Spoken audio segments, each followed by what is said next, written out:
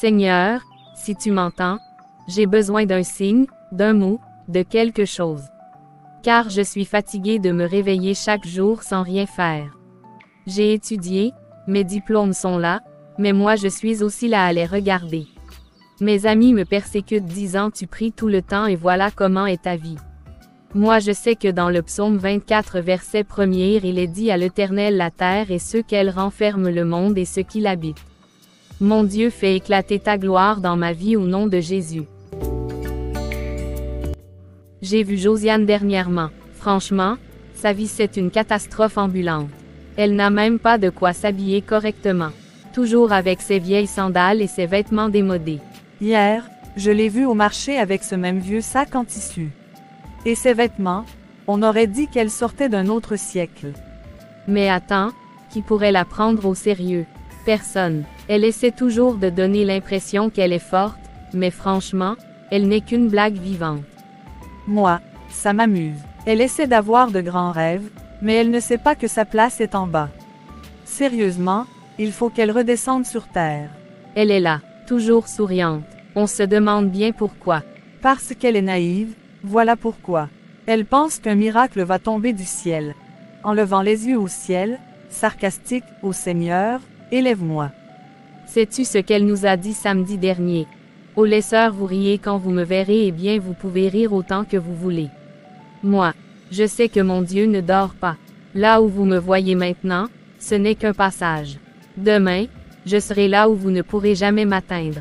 Elle m'a fait rire, elle pense que son Dieu va descendre pour prendre ses diplômes pour lui donner un travail.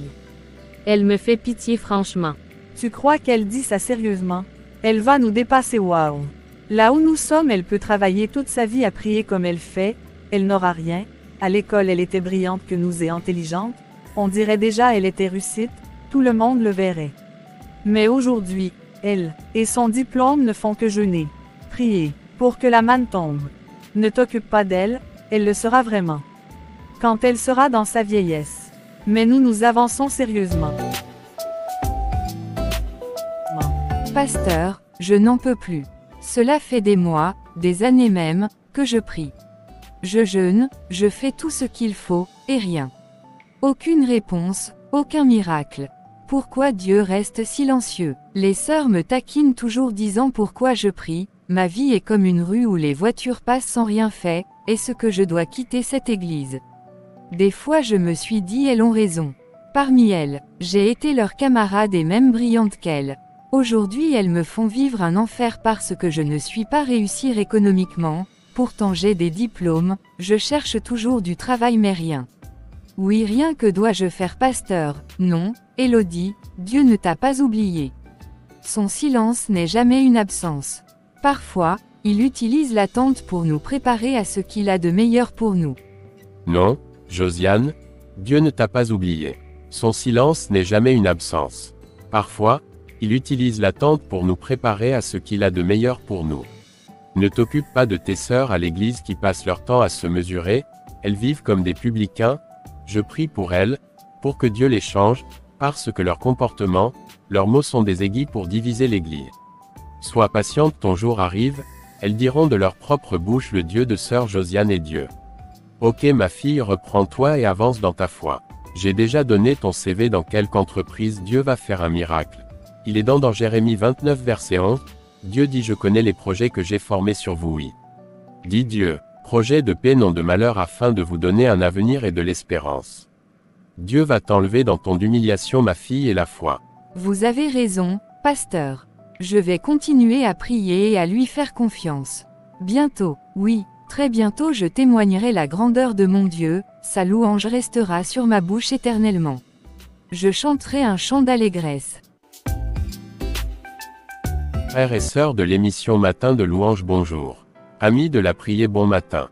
Sous les mots de sœur Camille, responsable de cette dite émission, je vais méditer sur ce titre, Dieu est miraculeux. Amen. Dieu est un Dieu de miracles. Depuis la création de l'univers jusqu'à aujourd'hui, il manifeste sa puissance et sa gloire par des actes surnaturels qui défient la compréhension humaine. Les miracles ne sont pas seulement des manifestations physiques, ils témoignent de son amour, de sa souveraineté et de sa capacité à transformer nos impossibilités en opportunités pour sa gloire. Dieu, le maître de l'impossible, ce qui est impossible pour l'homme est toujours possible pour Dieu. Les miracles nous rappellent que notre foi ne doit pas être limitée par nos circonstances, mais enracinée en celui qui peut tout. Luc 1 verset 37, car rien n'est impossible à Dieu. Dieu agit dans toutes les saisons, Dieu ne change pas. Le Dieu qui a ouvert la mer Rouge pour Israël est le même qui intervient dans nos vies aujourd'hui. Les miracles d'hier sont des témoignages pour fortifier notre foi aujourd'hui.